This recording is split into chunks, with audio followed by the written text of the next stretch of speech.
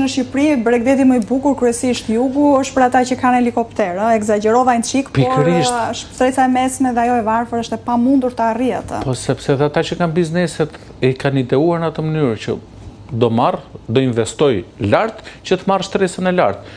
Por edhe në Dërmi, edhe në Jalë, edhe në Palas, jam i bindur që mund të gjejmë alternativa, pavarësisht se edhe ato kanë ikur goxha lartë, po gjejmë alternativa.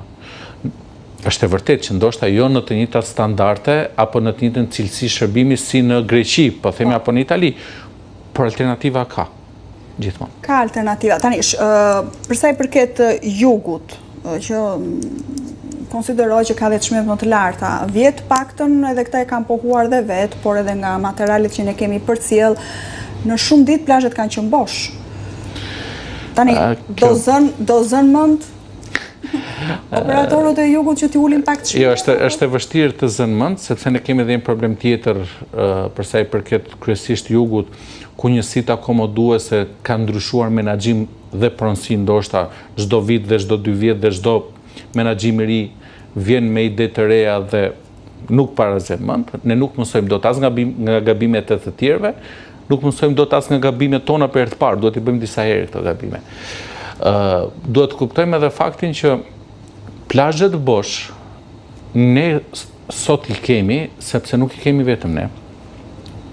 Po të kërkojnë në telefon, kam një fotografi nga dita e djeshme në Bregdetin pranë Romës në Itali, ku janë plazhet bosh, shezlonet aty, çadrat aty, mezi ditës ora rreth 11:30 dhe plazhet bosh. Ajo çka ne duhet të kuptojmë është fakti që kemi shumë më shumë shazllone se sa turist në zonat të caktuara. Po të shkojmë në Durrës, e kemi gjithë zonën e plazhit, lagja, mos gaboj 13 sa i bie, lagja e plazhit, e kemi plot me shazllone. Dhe janë të ngjitura. Dhe kemi shumë pak hapësira publike, sado që i reklamojmë me të mëdha këto. Dhe këto shazllone nuk janë të zëna.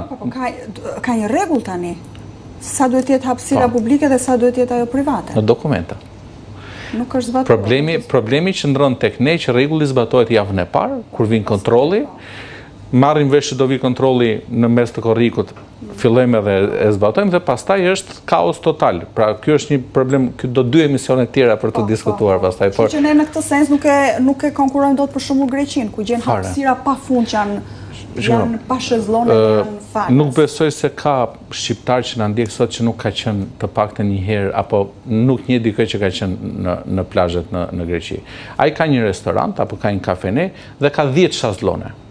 Sado hapësira përpara tij mund të jetë e madhe, 10-20 shazllone. Në Shqipëri ai ka 5 tavolina dhe 200 shazllone. Dhe kjo e bën në tërësinë e vet në optikën e gjithë secilit që kalon që janë plazhet bosh. Po nëse janë plazhet bosh,